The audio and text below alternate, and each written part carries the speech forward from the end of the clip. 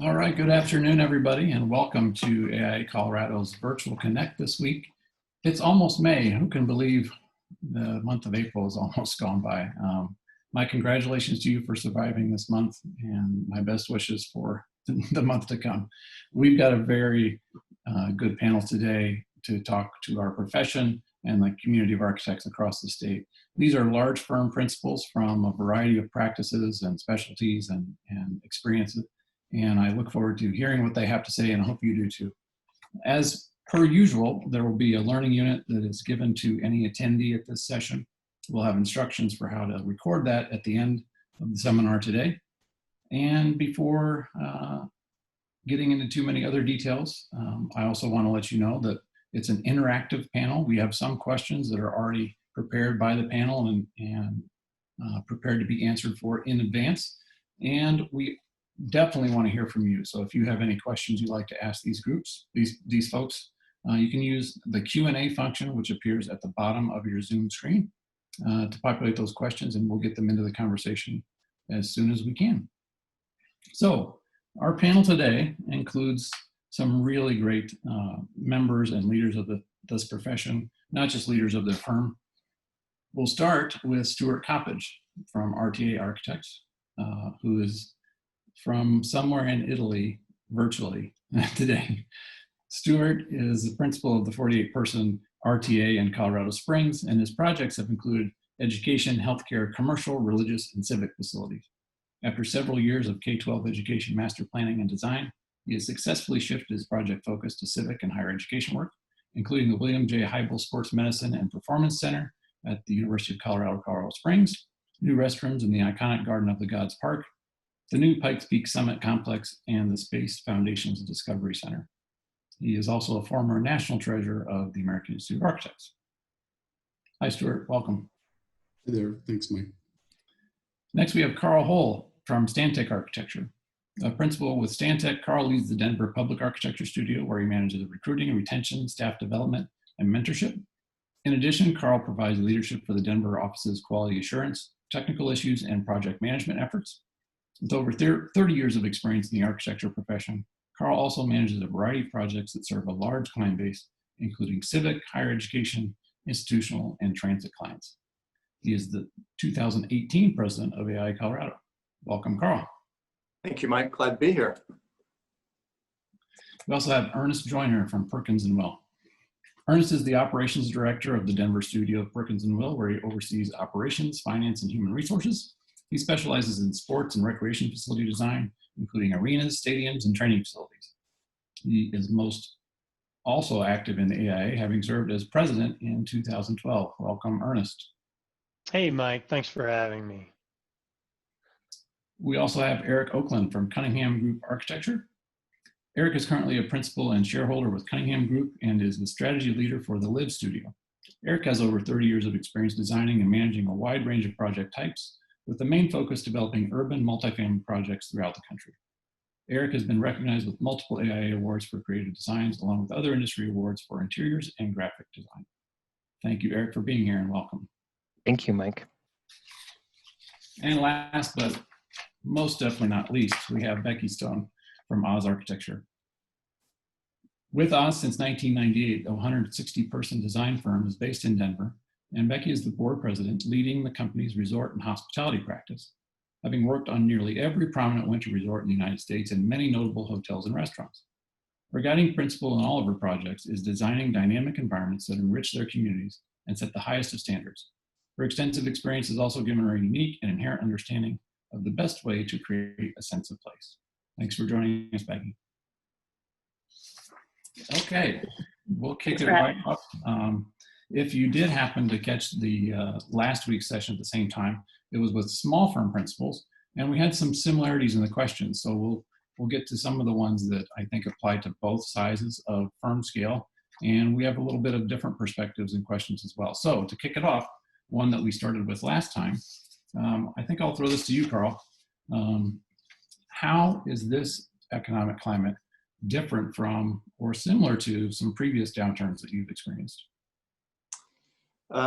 What's really fascinating about kind of the period that we're in right now is, from a financial standpoint, Obviously, the impact is a lot larger than what we've seen in the past in such a short period of time. I think we're still trying to figure out, we're all trying to figure out, so from a financial standpoint, what is this going to do to the individual firms and the amount of work that we're doing, that sort of thing. But what is really fascinating to me is not only is it impacting some of us from, you know, the type of projects we're doing and whether or not those projects are going on hold, but at the same time, we're trying to figure that out and how do we pursue marketing and those sorts of things as we're trying to figure out how do we actually get the work done that we have in place right now. So everybody's kind of scrambling to figure out how do we get work done when we aren't in the same office and when we have obviously deadlines and the clients,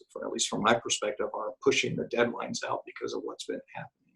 So it's really kind of this weird thing of not only figuring out where's our future work coming from, but how are we actually getting the work done that we have in place right now.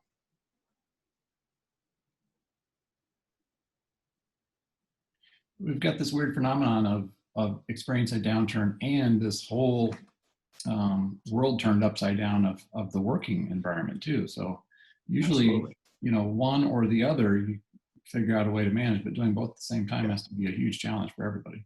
Absolutely, yep.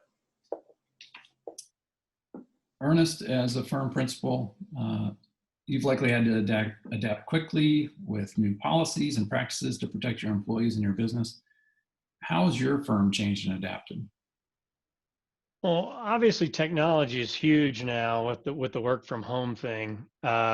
We were fortunate. Our technology gurus in the firm decided a long time ago that every employee should have a laptop, and so our transition to work from home has been remarkably easy, much more easy than I would have expected, with fewer problems than I would have expected.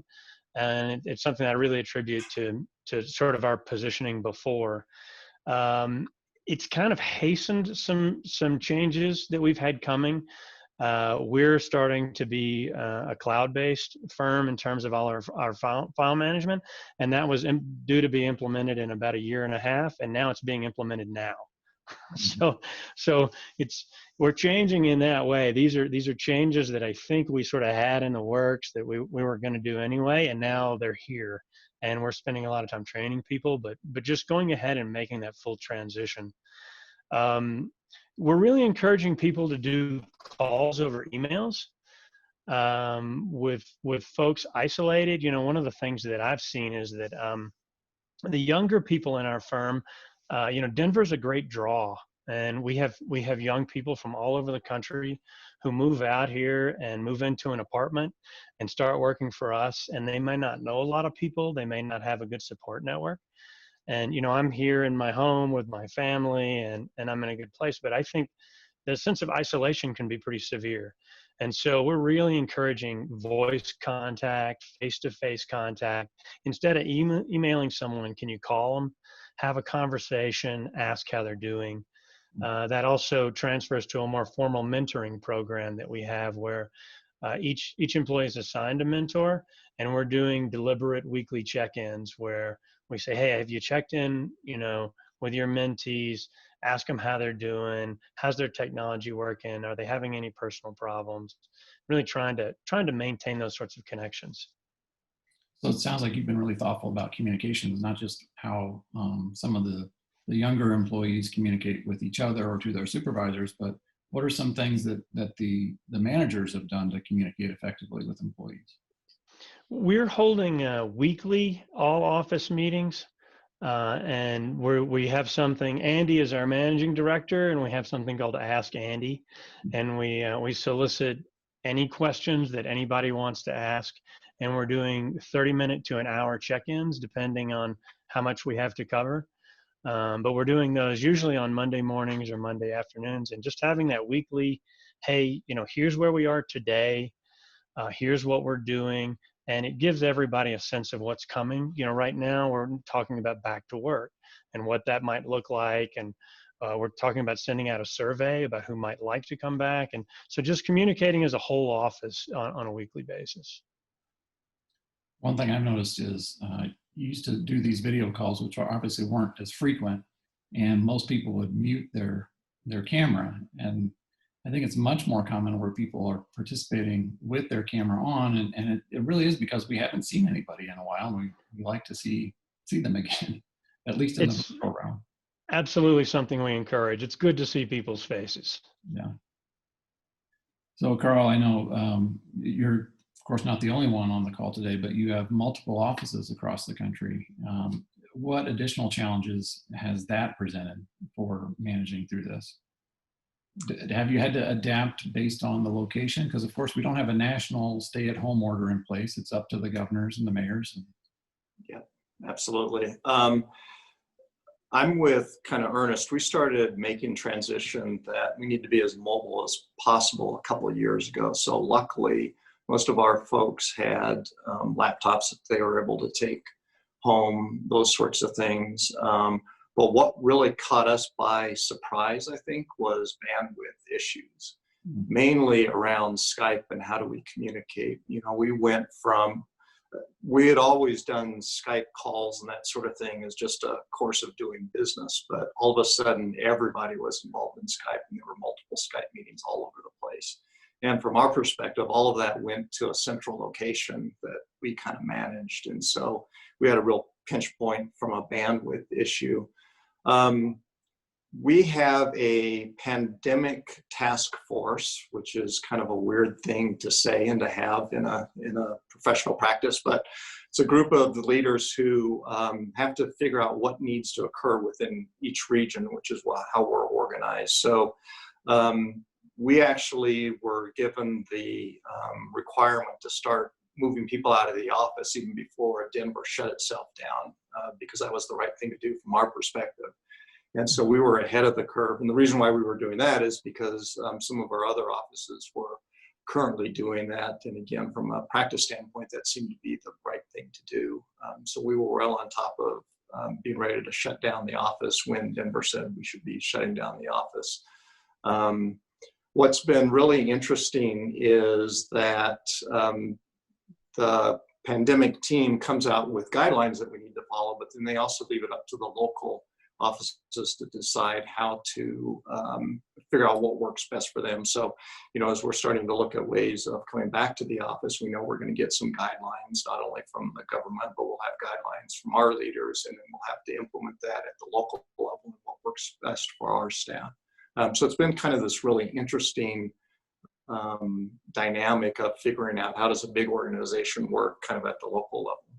Yeah, and shout out to you guys at Stantec. The pandemic team is not a new thing. We had Nathan Martin last week talk about visiting job sites in this new environment, and he said that pandemic team's been around since the early 2000s, I think. Yeah, exactly. Yep. I bet everybody's got a pandemic team now, whether they or not.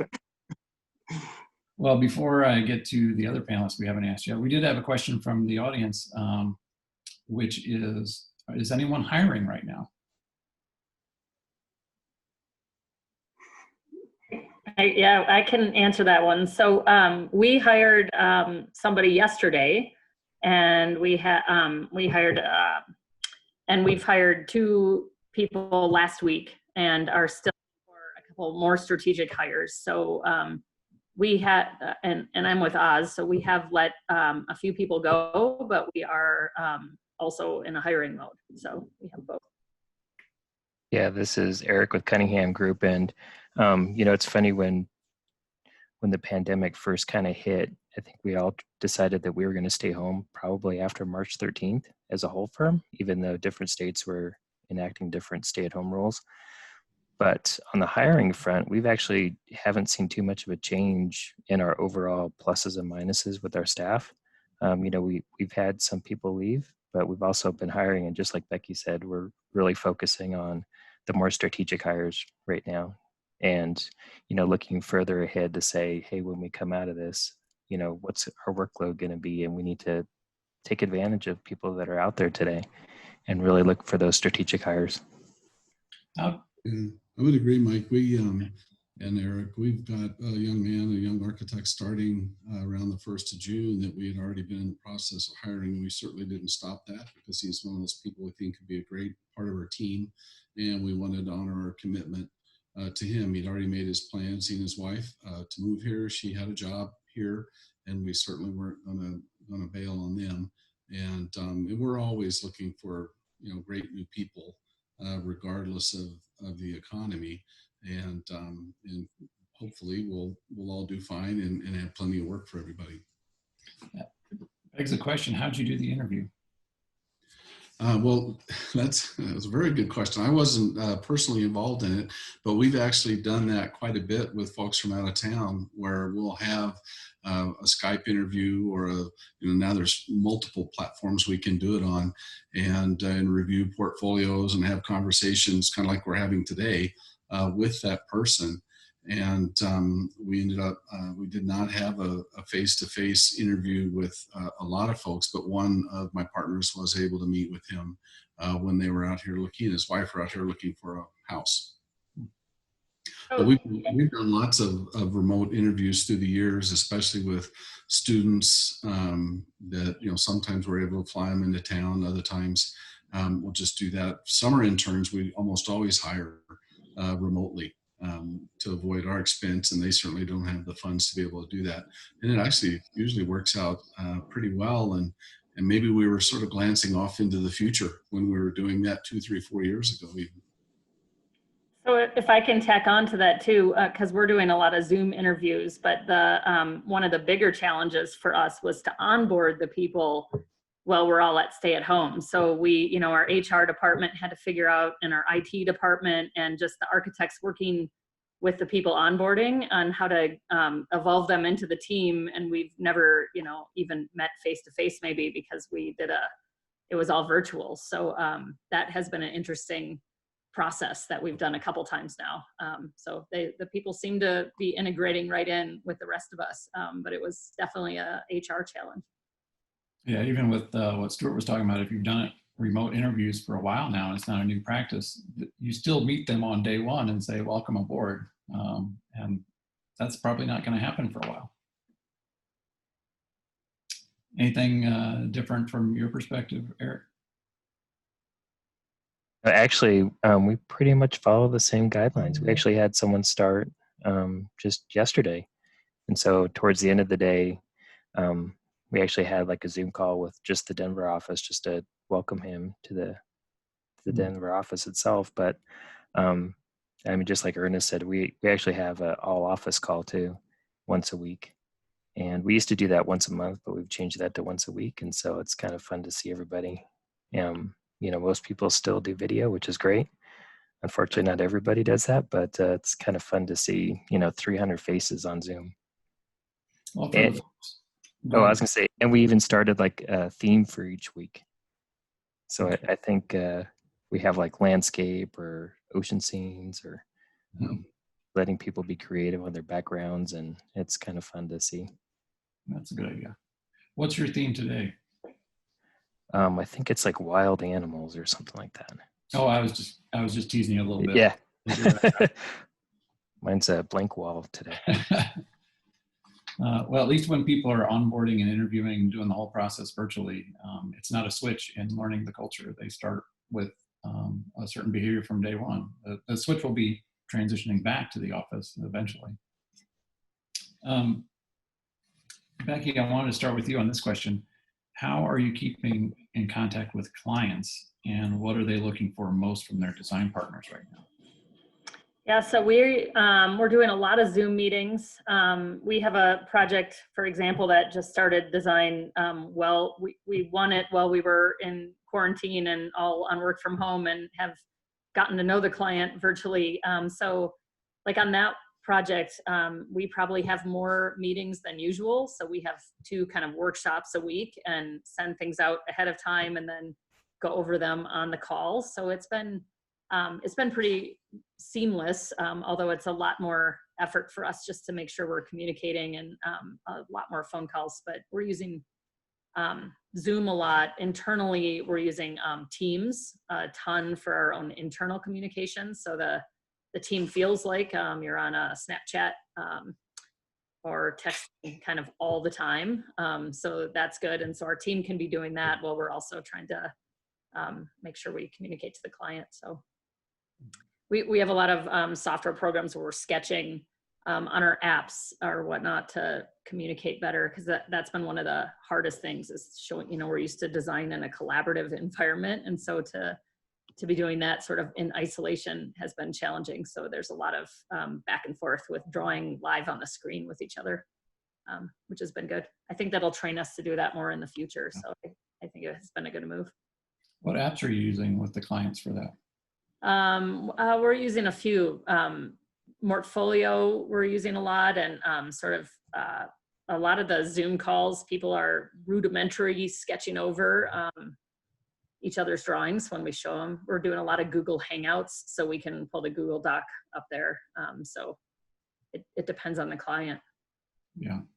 I know the same challenge is taking place in architecture schools as they're wrapping up and doing final presentations. You know, the studio model, you know, you'd have an instructor roll out the trace paper and you know, give some review right there in real time. And they've got to find a virtual way to do that, just like we do with the clients that we talk to. Yeah. Erik or Stuart, same question. I'll jump in. I think Becky said the word communication is so important. And so whether it's project specific or just in general, dead air is really bad on radio, and it's really bad for clients when they're in an uncertain world. And I think we worked pretty hard just to reach out. All of us reach out to our clients, let them know that we were, you know, what we were doing as a firm, not from a kind of an arrogant standpoint of, you know, we're 100% perfect and we can do everything just like we always did, as much as, hey, we're working hard to make sure we can still serve you, and what needs do you have now that maybe are different than what you had a month ago, and how would you like to communicate? And you know, mostly probably understood their style or what we did with them anyway.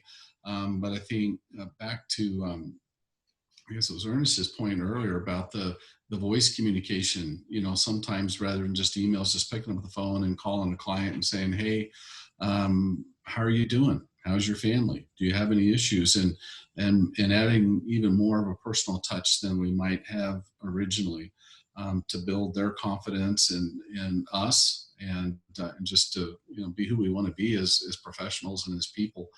That's been a big thing. I think also making sure that the communication channels are right, you know, and that are the right people being copied on emails, and things maybe kind of formalize some things that happen more by default in the past has been important for us. Yeah, I think for us, when this started, was the fact that we wanted to make sure and reach out to every one of our clients, and not just on a Zoom call, but, you know, call them personally. You know, it's usually like calling their cell phone, but just to have a personal conversation and kind of be human about the whole situation, and just say, you know, how are you doing? How's your family? You know, how does this affect you? Can we help in any way? I think that was the important first step for a lot of people. And, you know, even though, I don't know, we're going on like week 6 now or something like that, but I still get those phone calls, even from consultants and clients still, just, hey, touch base, how are you doing? Is everything okay? Is there anything we can help you with? I think that's an important aspect of it. I know for us, we have a lot of clients that are out of state anyways. And so the Zoom platform has been successful for us for many years now. And in fact, we even use it for our phone systems too, that we don't have desk phones anymore. But a lot of clients are used to this kind of virtual connection. And even on the consultant side too, we often use consultants that are even out of state. So having this virtual connection has been pretty easy for everybody. So it's been an easy transition in that regard. It's really speeded up the adoption rate for some of these platforms too. But the advice on the, you know, phone call check-in without an agenda just to see how clients are doing was good advice before. It's even better now, because I think the email volume for everybody has gone, you know, up exponentially. And people are learning, they maybe used to have 1 or 2 or 3 collaborative platforms that they had to know before, and now there's like 6 or 7 or 8. So there's a little bit of fatigue on that. So it's actually kind of refreshing just to have a phone call. I know how to do that. It's just hit the button and hold it up to my ear.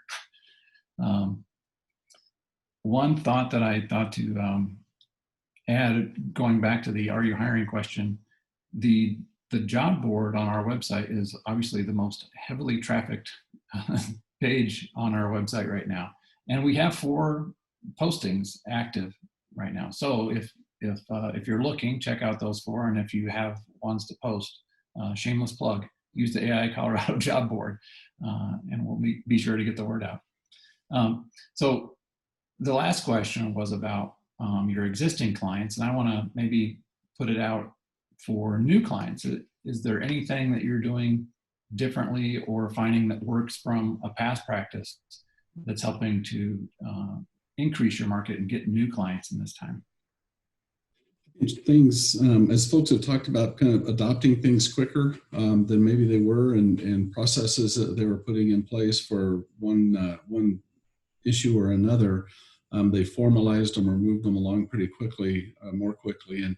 And we've done that in our outreach to developers and contractors, and kind of not always a client per se, but the relationships that we build and learning from folks and getting tips and leads and things like that. So what we're trying to do, with the communication is so important, but at the same time, we don't have 3 partners all calling the same potential client or the same contractor or whoever it might be.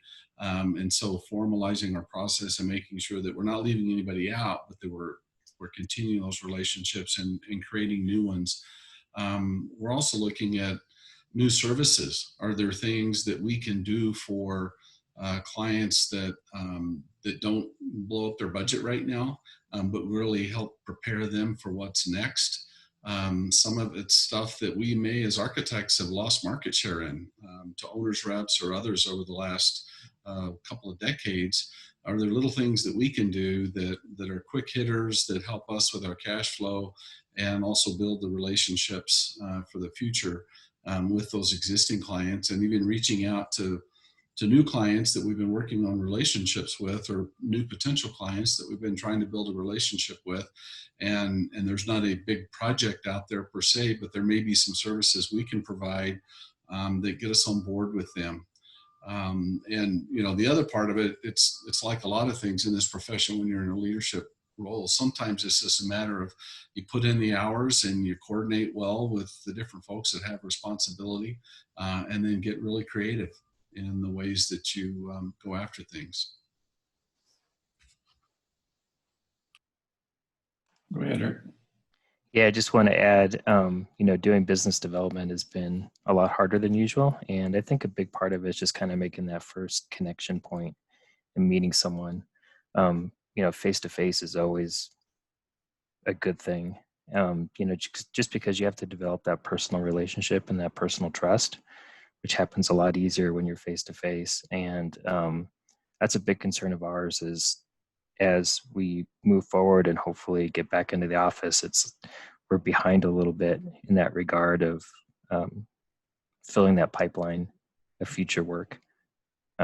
We've seen a great, I should say, a big influx of work that we were working on business development wise, for the past year to 6 months. And now it's coming in, which has been great to keep staff busy in the workflow going. But as that pipeline gets stretched out, that's more of a concern on our side, is, can we fill that pipeline in the fall and in the winter and spring of next year? But connection wise, it seems like because everybody's a little bit more personable these days, that sometimes, For now. I say it's hard because we can't meet face to face, but on the flip side of that, people seem to be more open to taking Zoom calls and being personable and taking the call from their kitchen, while their dog's running around or their cat's walking across their computer screen, or all that seems to be acceptable these days, and just kind of makes everybody feel like we're all in this together. So yeah, we've made some good connections over the past 6 to 8 weeks of, you know, clients that are out of state, and it's just over a Zoom call. And it seems like people are willing to take that on a little bit more than what they usually do. Hey, Erik, I'll echo that. This is Ernest, and I found, especially, you know, back in March, I got people to take my calls that I'd been meaning to call for a while, and I didn't have time, and they didn't have time, and now suddenly we're all sitting at home. I find now people are starting to get busy again. I'm certainly getting busier than I was when I first started to work from home, and I deal with a lot of athletic directors and arena managers and that sort of stuff. And at first, nobody knew what to do, and now as plans for the future start to develop. But there was a window there where people were really receptive. It was a great opportunity. And I think the window for people to extend the grace for doing things a little bit differently is still there. I hope that doesn't close as people get busier. Yeah, you know, and it's funny too. I was realizing about a month ago of how much extra time I actually had. You know, I'm not spending 15 to 20 hours a week in the car driving places anymore. And so it's like, wow, I actually have time to reach out and connect with people a little bit more. I think some people have that same extra time too. We've heard on the business development topic that most firms that we talk to are doubling down. You know, they're not cutting back on their marketing. They're tweaking their search engine profiles and you know, updating their social media.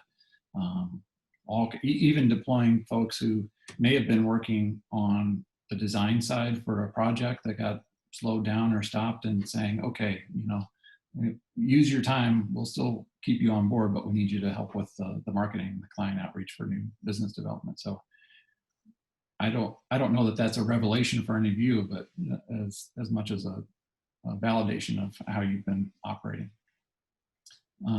But going back to this issue of flexibility, have you guys made changes in terms of your staff and being flexible on schedules while people are working remotely, especially as it relates to them maybe being a caregiver, you know, having to visit elderly parents or doing schoolwork with their kids at home?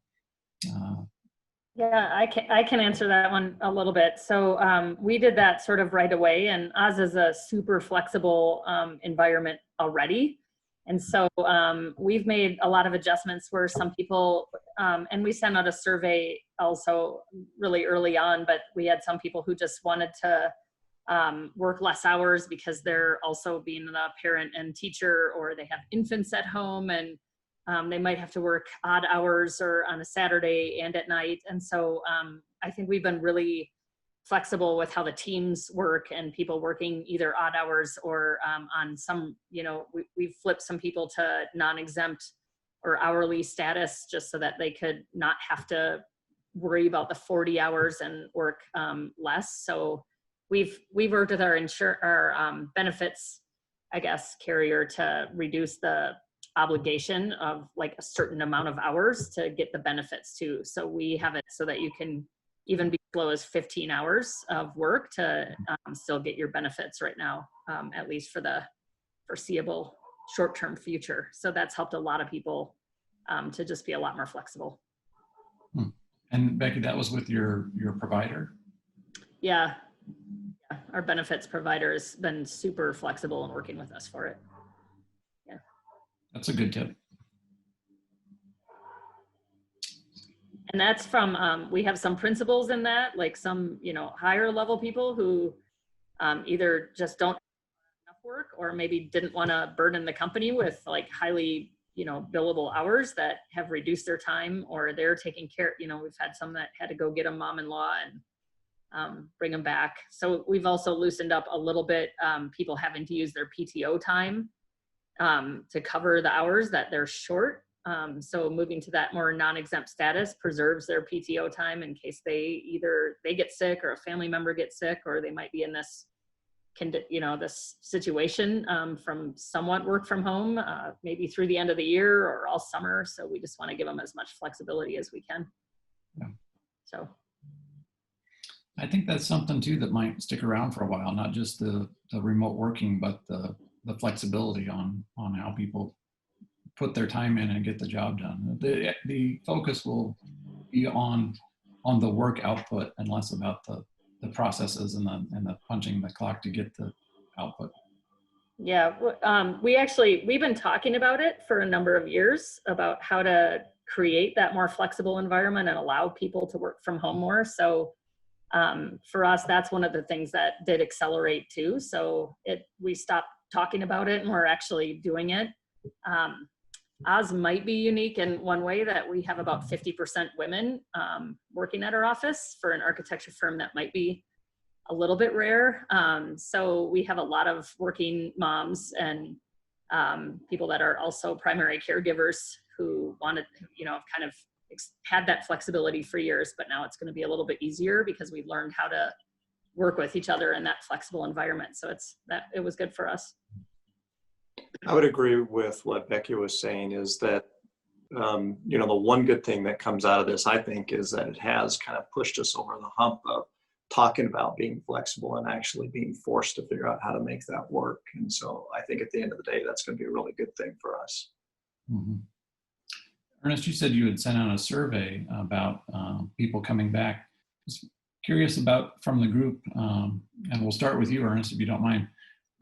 When are you planning to reopen, and how are you going to do that? Is it going to be in phases, or are you going to have teams, be on and off over certain days, changing any of the space arrangement or the cleaning protocols? For sure. I think the survey is really important to us because we don't want any of our employees to be putting themselves in an uncomfortable situation. And they may have underlying health issues that they choose not to share, or for any number of reasons. We've actually seen our productivity go up a little bit during this time, and people have been working really effectively from home. And that's a theme I'm hearing from my colleagues as well, which is, and we had a similar experience where it's been something we've been talking about. It's something that we do encourage, but I think the big change for us has been that we've always wondered if our clients would be accepting of that, and lack of face-to-face. And I think that's one of the big changes that we've seen. As far as going back to work, we want people to want to come back. We're probably targeting the end of May, or in the May 20s, something like that. I think we'll start with like a 1/3 occupancy level with social distancing. We're definitely going to be doing deep cleanings at intermittent. We haven't exactly figured out when, but starting out with a lower density and then sort of growing that as we go along. We have a Shanghai office that's sort of a few weeks ahead of us in terms of coming back to work, and they've been a great source of information for us. And what they're seeing is a surprisingly rapid return to social norms. People are masked, but they were wondering if the fear of the virus would really keep people apart. And as things have started to clear up in China, they're really finding that people are going back to business as usual faster than they thought. So I think we'll play that by ear. We're going to go one step at a time. We don't want anyone to be in an uncomfortable situation, but we'll just see how it goes. So we have something similar where we're gonna do it one step at a time, but we are planning on at least getting some people back in our office as soon as we can get off of the stay at home in Denver, which we're hoping is after May 8th.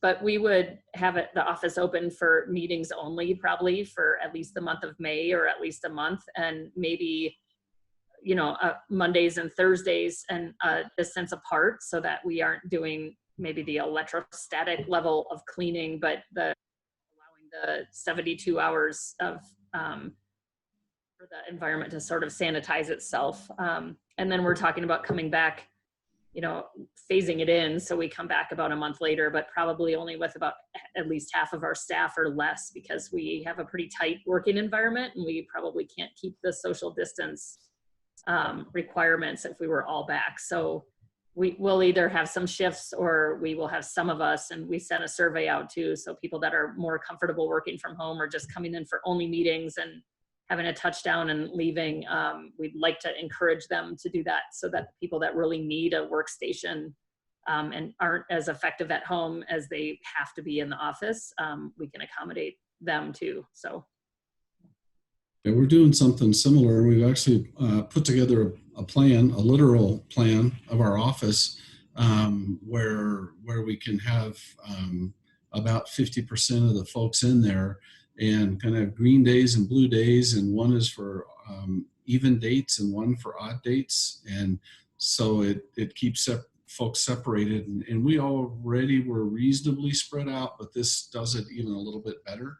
And we're letting anybody that wants to stay home and work from home and is being effective at home, they don't, kind of like Ernest, we're not even asking them why. If that's working well for them, then we want to keep going that route, certainly for the time being.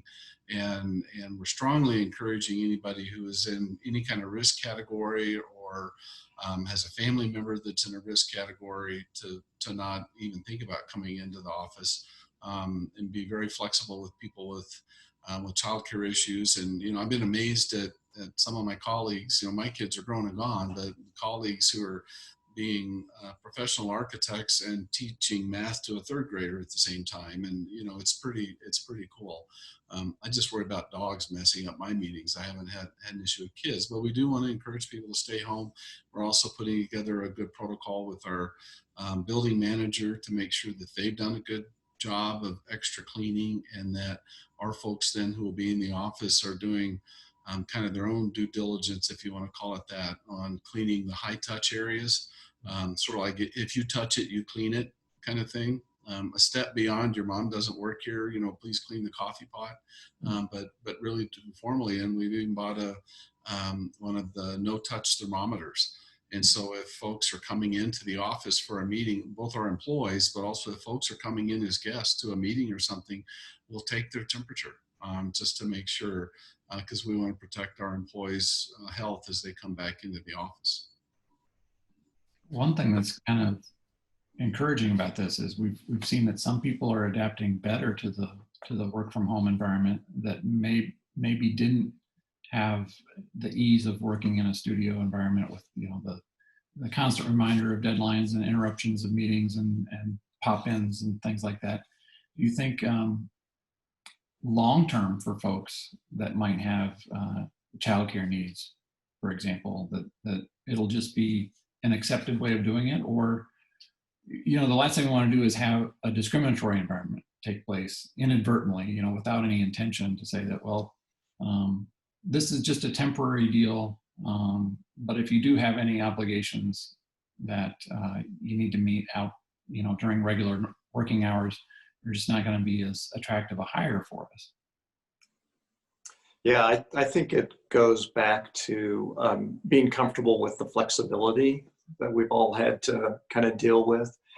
And I think if, down the road, if we get back into the mindset of, in order to get our work done, we all have to be in the same office, and we all have to be able to, stand up and go over to someone's desk to solve the problem, as opposed to being able to solve a problem remotely, we're probably going to do a disservice to our profession and not take the good things that come out of this and make us a better profession. And I wouldn't be surprised that, particularly maybe some of the folks who are newer to the profession, that look at this as being a way that they actually want to work within the profession going forward, that they don't want to go into an office just for the sake of being in an office. They much rather be at home for whatever reason. They're much more productive, or they have kids, or whatever it is.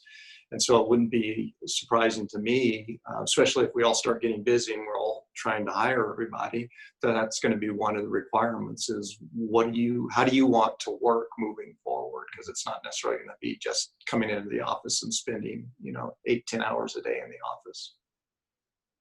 So we've got a really strong diversity of project types represented here in your firms. I wondered if quickly you could go through the panel and kind of, go over your different studios and, what trends are you seeing? This one's really busy. They're rocking and rolling. They're even wanting to move faster. This one's slowed down too much. Kind of give us a sense of who's doing what out there among your client sectors.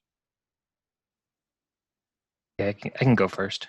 So Cunningham Group, most of our work is in hospitality, is a good percentage. And so the hospitality market and themed entertainment has put the brakes on just about everything. Hotels and theme parks and all of that is really just kind of stopped. And that's where our biggest staff is right now that's needing work, which is nice because we can move them to other teams, or else they're working on all office initiatives like training and things like that. Healthcare seems to be doing pretty good on new projects. We found that renovations and remodels have slowed down, or they're wanting to put a hold on those things. Multifamily seems to not have too much of an impact, and I think that that's partly because that's considered an essential service with construction right now also. So multifamily seems to be doing pretty good, especially in the Denver metro area with our lack of housing and affordable housing. Yeah, and I guess I'll go next. Is that we do a variety of projects. I would say from the government side, kind of the civic side, all indications are projects that are already in the pipeline are moving forward. They might slow down a bit as people try to figure out, well, how do we get the work done without having meetings in one room? But we're working through those sorts of things. In some instances, we've actually had projects speed up because now's the time to get the work done when things are on the slow side, especially in kind of the transportation market, if you will. But also do residential kind of hospitality. It seems like any project that we were working on that was at the very beginning have been stopped, not necessarily gone away for good, but paused while people figure out what the financial impacts are. So it's really kind of a mix depending on what market segment you're in. But it does seem that it's not a wholesale, everything stopping, we're all doomed. It's more, let's kind of figure out, see how things go for the next month or so, and then probably things will ramp up again. Sounds about right for us too. One of the things we saw with a couple of the school districts we're working with, they actually accelerated. With the kids not in the buildings, they were pushing the contractors to move their schedules up. They said, you can have the building 24/7, just go get it done.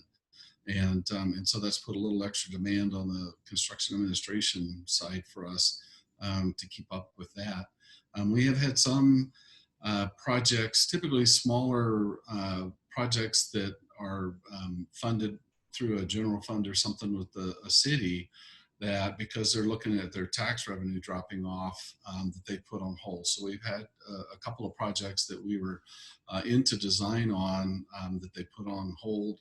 We've had we're actually part of a COVID team doing a project in Pueblo it's a level 3 and 4. So not people on ventilators, but the ones that are kind of sick or are recovering. And so we've got a project like that kind of popped up out of nowhere in a building that we were already familiar with. But I think the uncertainty is the biggest thing right now. There's a lot of projects we've been selected for. We know they're going to happen at some point. But whether they happen in July of this year or July of next year, we don't really know. And also, to broaden the question a little bit, I think even projects we've started design on, are people going to look at how they want the building to function a little bit different? And there's been a lot of stuff with AIA and other sources that people are looking at design, and how does a building that's designed to bring people together for lots of spontaneous interaction, how does that building also function in a situation we have like we have right now, where you want to provide some sort of health separation between people, but still let them be in the building. So I think it's going to cause all of us to relook at a lot of our design and what we do and how we do it, to let the buildings themselves be more flexible to handle issues that might arise in the future. That's a good point. We kind of joke that the days of benching where your partner is 2 feet away from you is probably over. Yeah. I think, this is Ernest, I think that's an interesting proposition. I think there's sort of, we've been strategizing about sort of 3 phases. There's a short-term phase. I'm in sports, And sports, and especially in the short term, has been severely affected. You know, the NBA season has been canceled. The NHL season has been canceled. The NCAA tournament was canceled. I mean, every athletic director is looking at massive budget shortfalls. And so there's a short term, like, you know, what are we going to do for a year or a year and a half? But then if you think about longer term, like, well, let's say that there is a vaccine in 2 years. Are we just going to go back to the way we were? Or as Carl said, is it going to permanently change some of the things that we do, especially in the assembly venue side? I mean, we're looking at some temporary things we can do, you know, to maybe get sports up and running on TV, or doing dispersed seating, as Stuart was talking about. But I think there's a short-term fix, and then there's a longer-term fix. And then even if we do get a vaccine and we go back to normal, do people have a memory that some other calamity could happen? You know, maybe it's another pandemic, maybe the virus mutates, or maybe it's a natural disaster. Do we design our buildings to be more resilient across the board? And we're having some of those same discussions. We do a lot of workplace, so co-working environments are getting relooked at and changing a lot, just for how people want to socialize.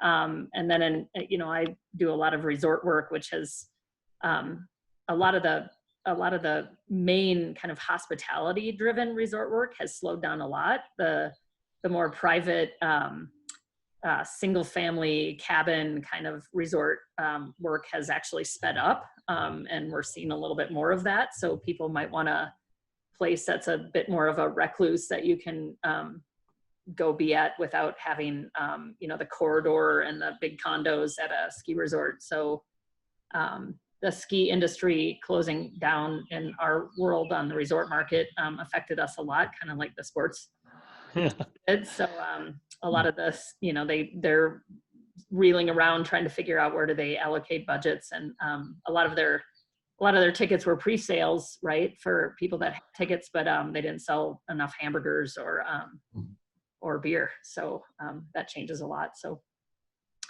we haven't seen much slowdown in multifamily, but we're looking at a lot of innovative ideas on just multifamily living too. Are people going to want to, you know, what's the future of that? And do they come back to the kind of internal corridor and elevators where you're just really close to people, or does that switch around a little bit? So that's actually fun, I think, for us designers out there to think about it in a different way. That's been Maybe designing apartments with, you know, desks for office space. That way people can work from home. And even just jokingly, we said that we should design it with larger pantries so people can stock food too. Yeah, and toilet paper. You need toilet paper. Yeah. People are much more aware of their physical surroundings now because we're spending so much time in them.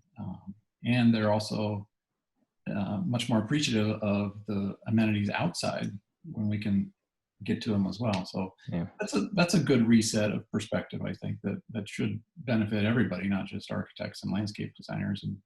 And it really is a huge question, hard to answer because the situation's changed almost on a daily basis. But what does the other side of this look like from a design point of view? I wonder if, you know, we're going to see something similar happen on some of these watershed moments in our society that we all had to adapt to, like the Oklahoma City bombing or September 11th or Newtown, Columbine, or those things where the immediate reaction was things that were obvious, in your face, and unattractive. You know, bollards everywhere, metal detectors at every door, to being integrated and even somewhat attractive. You know, you don't know it's there, but it's doing its job. What's the future look like when we get through this? And I think one of the things that may come about is in the materials realm, where things like copper is bad for viruses and steel is good for viruses. That's oversimplifying it. But when we look at materials that are easier to clean and are, or even have some sort of antibacterial or antiviral capability of their own, that's just by the nature of the material. And, you know, so the hospitals have brass doorknobs everywhere, you know, or you know, high copper content, things like that. And so I think that technical side of the profession where we pay attention to things that maybe we didn't so much anymore. And maybe even more importantly, our owners, our building owners, our clients are going to be looking for those kinds of solutions that are a little bit, would be considered way out of the box right now. But it's resilience in a different form. You know, it's not resilience to sea levels or sea level rising or something like that, or temperature, but resilience to disease. And how do we design facilities and specify materials that allow the building to be healthier and safe from disease just by the nature of the building itself. I think we've all done a much better job looking at other kinds of resilience the last few years, even in a place like Colorado, although the other folks on the panel work in a much broader geographic range than RTA does typically. But you know, how are we really looking at things in the future from a design standpoint to make the buildings more usable and more resilient and healthier? And if we do this right, I think it'd be a huge boon for architecture in the best sense of the word. But we'll have to look at things a little bit differently than we have. And it's not just about form and space and color and those kinds of things, but some much more serious issues that we're going to deal with in our buildings. Maybe a lot more automatic, also, like in the hospitality industry. It's been, you know, there's trials out there and you've been able to sort of check in on the iPad or via your phone and use that for your room key for a while in some operators. But I think that's going to speed up for the hotel industry, things like that too, because then you're touching only your own device and you don't have to have multiple touches to check in or to even open your door, right? So I think there'll be a little bit more of that innovation coming. On workplace environments, you know, we were actually doing an office renovation, planning an office renovation, and we're going to be rethinking it. Our Minneapolis office does hoteling, so they have desks for about 80% of the people who work there, and nobody has an assigned desk. And they've been doing this now for about 3 years, where you come in and you're totally mobile and you take a desk if you need a desk. But with people traveling and working from home, you don't need that many desks. And I think that's something that we'll really see a growth of across the board, is with a more willingness from people to work from home, you just don't need as much space at work. And how do we make the space at work better and make it more flexible and probably smaller? Yeah, I think we're having those same discussions within our firm, just because we basically open a new office or remodel an office every year to 18 months. So the Denver office is the next one, and there's a lot of discussions about how big it needs to be, how many people are actually going to stay at home, or how many people are going to be coming in. So all great questions. What are you seeing, Carl? I would say the same thing that was talked about for workplace is that, yeah, certainly don't need to have as much space as we do these days if, let's just say, half the workforce ends up from working from home, or they figure out from their own perspective they can get a lot done if they work in the evenings as opposed to during the day, so they can double up in the space, those sorts of things. But what that probably means is that there's a lot more meeting or collaborative spaces that the office ends up turning towards. So not necessarily as much kind of workspace so everybody comes in and gets their work done, but a lot more fit out spaces that can help with collaboration, whether it's the client coming into the office or teams coming into the office, and that's what they focus on. So we're going to have a wrap-up question to let everybody have a last word. But before we do that, I want to let people know how to obtain credit for today's session. What you'll do is you'll use the chat feature and enter in your AIA member number, and we'll make sure that that gets credited to you. We also will have this event available later if you'd like to review any part of it. It is being recorded, and there will probably be a recap article that will appear on our website under our COVID-19 resources page. So the question I want to end with is, what advice would you have to other people facing some of the challenges that they are now? I'm not going to get all the years right when I was reading the bios, but there's a few between you, and you've been through this before. So fast forward to when this is behind us and what that looks like. What's the advice for people who are, you know, really stressed out in the present, but you give them something to look forward to the future? I would say be extremely flexible. Mhm. And no matter what we're doing today, it's going to be different on how we practice in 6 months to a year based on this. And to really relish the way that we're getting the work done. I'm surprised at the amount of work that we've been able to get done in the last 6 weeks or so, given all the stuff that's been going on. So for our teams, it's been really amazing to see how they can actually step up and get the work done without missing a beat, it seems. And so that's been really kind of fascinating from my standpoint. Again, I think the flexibility is going to be key. And I would say something similar, but also just to embrace being adaptable. So not being afraid to change how we work or how we communicate or how it's going to be in the future. I mean, I'm one of those moms teaching my kids while I'm also working full time from my kitchen. So those kids who are, teens now are going to be a different kind of workforce. And what we're doing right now, I think, is preparing for the way they're going to work in the future anyway. I mean, they do so much the way we're all learning to do it. We're just, they're just ahead of us in some ways. Yeah, I think I'd have two separate kind of answers, and one is really embrace the change. And the profession has been going through a lot of changes the last few years. I think this is going to accelerate that, and there's going to be opportunities for us as architects that are not, the traditional things. And I told my partners before, I think that Google and Autodesk are busy having a love child with artificial intelligence. It's going to take 50% of what we get paid for now. We won't get paid for in 10 years because of artificial intelligence will be using so much, doing so much of it. But so embrace that and figure out what are the things that we can do that are more human related, that really we need to be there. And on the human side, it really is use this opportunity to connect with the people that matter, whether it's your clients or your family or whatever. And that may be one of the silver linings of all of this, is we've seen people connect in ways they haven't before.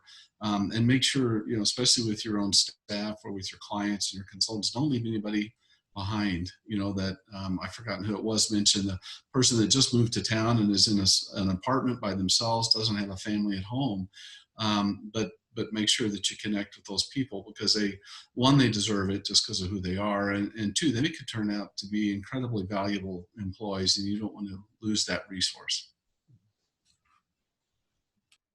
I think really just to kind of emphasize that flexibility and to be open for change, because we've talked about change in our industry quite a bit with technology, but it's all coming very rapidly, and I think being open to that change is going to be important moving forward. And I think part of the themes we're hearing are all relevant. I think flexibility, change, be open to things. I think that really starts with listening to your clients. It's their needs are the ones that are changing, and it's good for us to be there to offer solutions, but we got to know what their problems are, understand where they're coming from. They're going to be facing new challenges, and I think that's where a lot of the opportunity is going to come from. Well, Becky, Ernest, Carl, Erik, Stuart, fantastic work. Thanks for sharing it with us, and hope you continue to thrive in these challenging times. And for everybody who was able to participate today, we were so glad that you could join us. Next week, we've got 2 more sessions lined up for you. We're going to switch gears a little bit and have 2 in a row about how to lead the conversation as an architecture profession for resilience. So on Tuesday at noon, we have a session on net zero energy design. And then Wednesday at noon will be all about the AIA 2030 commitment. So we hope you can join us for those. And of course, every week thereafter for the foreseeable future, we've got Tuesdays and Wednesdays at noon where we're virtually connecting the architecture community. Thank you once again, and